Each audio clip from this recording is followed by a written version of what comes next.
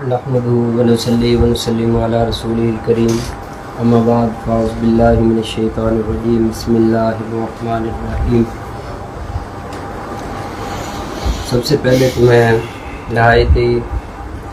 شکر گزار ہوں محترم جناب حکیم لطف اللہ صاحب اور محترم بھائی جہانگیر صاحب کہ انہوں نے اس عظیم شاندار کانفرنس کا انعقاد کیا، اور اس کمرہ کے اندر موجود جتنی بھی شخصیات اس وقت تشریف فرما ہیں، جلوہ گر ہیں، ہر ایک کی شخصیت ہی اپنی ذات میں ایک انجمن کی حیثیت رکھتی ہیں۔ اس پروگرام کو اللہ کریم ہم سب کے لیے ذریعہ نجات بنائے اور معاشرے کے اندر ایک فعال کردار ادا کرنے کی توفیق عطا فرمائے۔ نوجوان ہر ملک، ہر ملت اور ہر مذہب کا سرمایہ ہوتے ہیں، انہی کے دم سے ہی آگے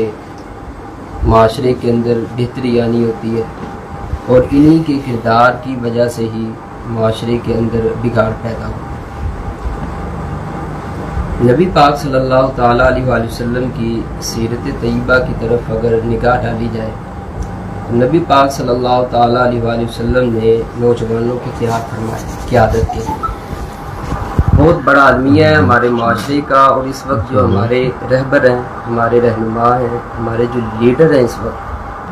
جتنے آپ کو فرنٹ لائن پہ نظر آ رہے ہیں، ایک لیڈر کی پہچان یہ بھی ہوتی ہے کہ وہ افراد کو تیار کرتا ہے،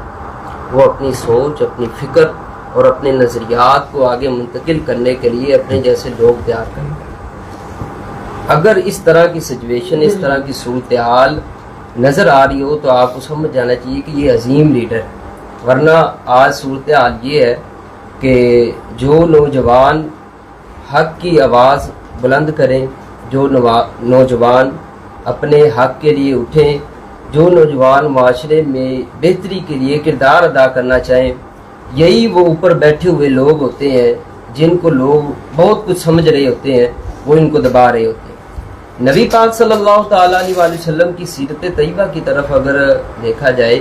تو حضرت اسامہ بن زید رضی اللہ تعالیٰ نے 17 سال آپ کی عمر تھی، اور آپ کو عظیم لشکر کی سپہ سالاری کے لیے منتخب فرمایا نبی پاک صلی اللہ علیہ وسلم۔ تو اس سے یہ بات واضح ہوتی ہے کہ نبی پاک صلی اللہ تعالیٰ علیہ وآلہ وسلم نے نوجوانوں کی قیادت پر اعتماد فرمایا ہے،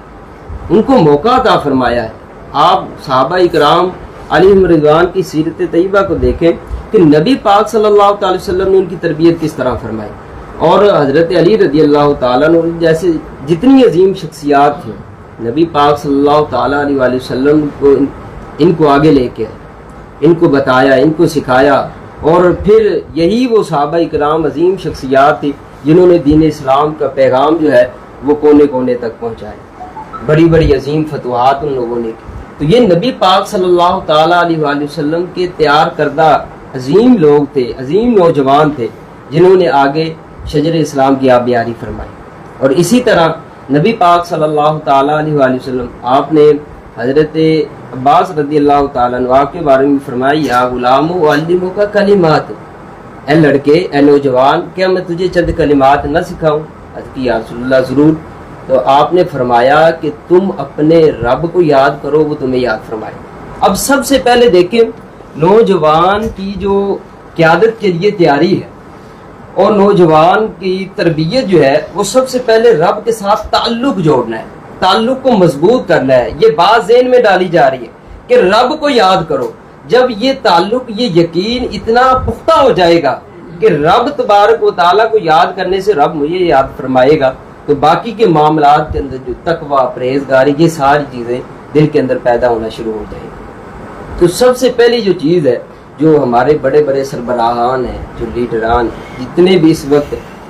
نوجوان نسل کی تیاری انہوں نے کرنی، نوجوان نسل کو آگے موقع انہوں نے فراہم کرنا ہے، قیادت انہوں نے سونپنی ہے، تربیت انہوں نے کرنی ہے، اور اس کے لیے نبی پاک صلی اللہ تعالیٰ علیہ وآلہ وسلم کی سیرت طیبہ جو ہے وہ ہمارے سامنے ہے۔ نبی پاک صلی اللہ تعالیٰ علیہ وآلہ وسلم نے اب میں یہ فکری اعتبار سے آپ کے سامنے چند روایات سامنے رکھنے لگا ہوں کہ نبی پاک صلی اللہ تعالیٰ علیہ وآلہ وسلم نے فکری اعتبار سے کیا تربیت فرمائی۔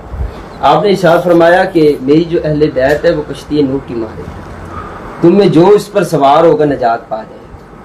ایک روایت میں فرمایا کہ میرے صحابہ ستاروں کی مانند، اصحابی کا نجوم فبی ایہم اقتدیتم اہتدیتم، تم ان میں سے جس کی بھی اقتدا کرو گے ہدایت پا جاؤ۔ اسی طرح اللہ کی جو نیک ہستیاں برگزیدہ لوگ ہیں ان کے بارے میں فرمایا جس نے کسی ولی سے عداوت رکھی اس نے مجھ سے عداوت رکھی، جس نے مجھ سے عداوت رکھی گویا کہ اس نے اللہ سے عداوت رکھی۔ تو نبی پاک صلی اللہ تعالیٰ علیہ وآلہ وسلم کو اس بات کا علم تھا کہ ایک زمانہ آئے گا، ایک وقت آئے گا کہ یہ جو عظیم لوگ ہیں جنہوں نے دین اسلام کے آگے لے کے چلے، جو بنیادیں ہیں، ان پر لوگ طرح طرح کی باتیں کریں گے، ان کے ذریعے لوگوں گمراہ کیا جائے گا، نوجوان نسل کا بیڑا غرق کیا جائے گا۔ حضور نے فرمایا کہ میری اہل بیت کے ساتھ جڑے رہو، میرے صحابہ اکرام کے ساتھ جڑ جاؤ، اللہ کے جو نیک برگزیدہ بندے ہیں ان کے ساتھ اپنے تعلق کو مضبوط کر لو۔ جب یہ تعلق مضبوط ہو جائے گا تو حقیقی طور پہ ایک مسلمان ہونے کے ساتھ ساتھ معاشرے کی اصلاح اور فلاح کے لیے بہترین کردار ادا کر سکتے۔ اسی طرح نبی پاک صلی اللہ علیہ وسلم نے اسلام کے ساتھ تعلق کو مضبوط کرنے کے لیے کیا رہنمائی ارشاد فرمائی؟ آپ نے فرمایا کہ عالم بن، عالم نہیں بن سکتے تو طالب علم بن، طالب علم نہیں بن سکتے تو فرمایا ان کی صحبت میں بیٹھنے والے بنو، اگر ان کی صحبت میں بیٹھ نہیں سکتے تو فرمایا ان سے محبت کرنے والے بنو، پانچویں نہ بننا ورنہ ہلاک ہو جاؤ، ان کا بغض اور ان کی عداوت دل کے اندر پیدا نہ کرنا ورنہ ہلاک ہو جاؤ۔ تو یہ وہ روایات، یہ وہ نبی پاک صلی اللہ تعالیٰ علیہ وآلہ وسلم کی مبارک زبان سے نکلے ہوئے الفاظ ہیں جو آج بھی ہمارے لیے مشعل راہ، جن کو اگر آج ہم سمجھیں اور اس سے درس عبرت حاصل کرنا چاہیں تو وہ نوجوان کیا، وہ بچہ کیا، وہ بوڑھا کیا، اوپر سے لے کے نیچے تک ایک با کردار مسلمان اور اس کے ساتھ ساتھ ایک فعال کردار ادا کرنے والا شہری بن سکتے ہیں جو ملک و ملت کی خدمت کے لیے ہمہ وقت تیار ہے۔ اور اسی طرح نبی پاک صلی اللہ تعالی وسلم نے نوجوانوں کی اخلاقی تربیت کرتے ہوئے، میں وہ واقعہ جب میں پڑھتا ہوں تو ایک عجیب سی کیفیت ہو جاتی ہے۔ ایک باپ نے حضور علیہ الصلوۃ والسلام کی بارگاہ کے اندر رو کے عرض کی کہ یا رسول اللہ صلی اللہ علیہ وسلم، میرا جو بیٹا ہے وہ میرے ساتھ ظلم و زیادتی کرتا ہے۔ آپ نے فرمایا بیٹے کو بھی لایا جائے۔ بیٹا حاضر ہوا، یہ تیرا باپ ہے، ان کی سارے معاملات کو پورا کرنا، تو وہ احترام کرنا تمہارے لیے ضروری ہے۔ نبی پاک صلی اللہ تعالیٰ علیہ وآلہ وسلم کی بارگاہ میں سارا معاملہ رکھا گیا تو نوجوان کہنے لگا کہ میں بیوی بچوں والا ہوں، میں ان کے لیے کماتا ہوں، اگر میں نے یہ ساری چیزیں جو میرا والد کرتا ہے یہ مجھے حساب نہیں دیتا، جہاں پہ خرچ کرتا ہے تو میں ان سے حساب مانگتا ہوں تو یہ سمجھتے ہیں ظلم و زیادتی ہو رہی ہے۔ حضور علیہ الصلوۃ والسلام نے اس نوجوان کے کان سے پکڑا اور اس کے والد کے ہاتھ میں تھما دیا اور فرمایا تو بھی اپنے باپ کا ہے، تیرا مال بھی تیرے باپ کا ہے۔ یہ وہ عظیم تربیت تھی جو عملی طور پہ نبی پاک صلی اللہ تعالی وسلم نے نوجوانوں کی فرمائی۔ آج میں بہت بڑا المیہ ہے یہ، بڑے دکھ اور افسوس کے ساتھ یہ بات اگر میں کروں کہ بڑے بڑے جو ہمارے مذہبی رہنما ہیں، جو علم رکھنے والے لوگ ہیں، جن کو ہم اہل علم کہتے ہیں، کیا وہ اس طرح آج اپنے شاگردوں، اپنی جو نوجوان نسل ہے، اپنی جو اولاد ہے، اس طرز پر ان کی تربیت کے لیے وہ کوشاں ہیں؟ اس طرز کے اوپر کیا وہ اپنی ذاتی مصروفیات سے ٹائم نکال کے وہ اپنے شاگردوں کے لیے، اپنے نوجوانوں کے لیے، اپنی اولاد کے لیے یہ معاملات کر رہے ہیں؟ اگر نہیں کر رہے تو پھر سوچنے کی ضرورت ہے کہ نبی پاک صلی اللہ تعالیٰ علیہ وآلہ وسلم کی جو سیرت طیبہ ہے وہ ہمیں کیا بتلا رہی ہے، اور ہم اہل علم اور دینی اور دنیاوی طبقوں کے اندر ایک اہم کردار ادا کرنے والے تو ہو سکتے ہیں، کیا ہماری جو آنے والی نسل ہے جن کے ہاتھوں کے اندر اس ملک کی، اس دنیا کی بھاگ دوڑ ہونی ہے، ان کو بھی ہم نے تیار کیا یا نہیں کیا؟ اسی طرح نبی پاک صلی اللہ تعالی وسلم نے ارشاد فرمایا کہ جو ہمارے چھوٹوں پر شفقت نہیں کرتا اور جو ہمارے بڑوں کا ادب و احترام نہیں کرتا، نہیں سمجھنا وہ ہم میں سے ہی نہیں، وہ ہمارے طریقے پر ہی نہیں ہے۔ یہ دیکھنے کے اندر ہمیں لگ رہا ہے کہ یہ سنی سنائی باتیں ہیں، سنی سنائی روایات ہیں۔ نبی پاک صلی اللہ تعالی وسلم یہ بنیادی چیزیں تھی، اس کو ہم نے وہ سن کے کان تو پکا لیے ہم نے، لیکن ان پر غور و فکر کرنا ہم نے چھوڑ۔ روٹین کی باتیں ٹھیک ہے چل رہی ہیں، کیا ہے اس کے اندر؟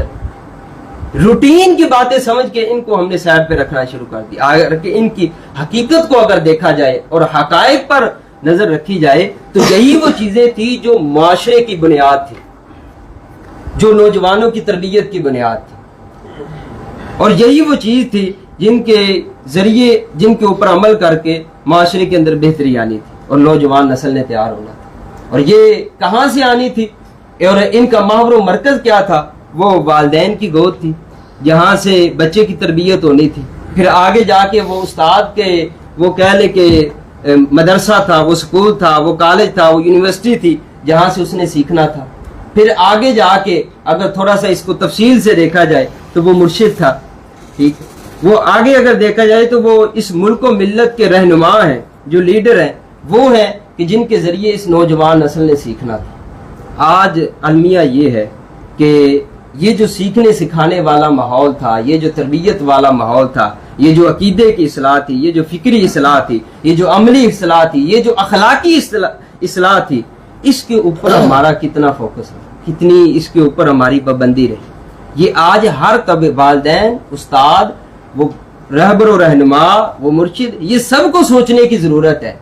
کہ ہم نے اس کے اندر کتنا کردار ادا کیا۔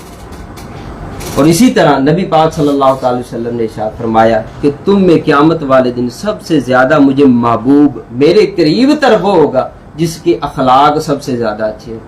اب اخلاق ہم کیا سمجھتے ہیں؟ ہم یہ سمجھتے ہیں کہ صرف زبان نرم ہو، گفتگو نرم ہو، چہرے کے اوپر سمائل ہو، اچھا انداز ہو، تو یہ ہم سمجھتے ہیں یہ اخلاق کا بڑا۔ اخلاق کے اندر یہ جھوٹ، غیبت، حسد، چغلی، کینہ، بغض، عداوت، ان ساری چیزوں سے اجتناب کرنا، بچنا، یہ ساری چیزیں اخلاق میں شامل ہیں، یہ ساری چیزیں اس کے اندر آتی ہیں۔ اچھی عادات کو اپنانا اور بری خصلتوں کو چھوڑ دینا، اس چیز کا نام اخلاق ہے، لیکن ہم نے اس کو بھی محدود کر دیا۔ تو حضرات ذکر، یہ نبی پاک صلی اللہ تعالی وسلم کی سیرت طیبہ، یہ آج بھی ہمارے لیے مشعل راہ ہے، ویسے ہی جیسا کہ 14 صدیاں پہلے۔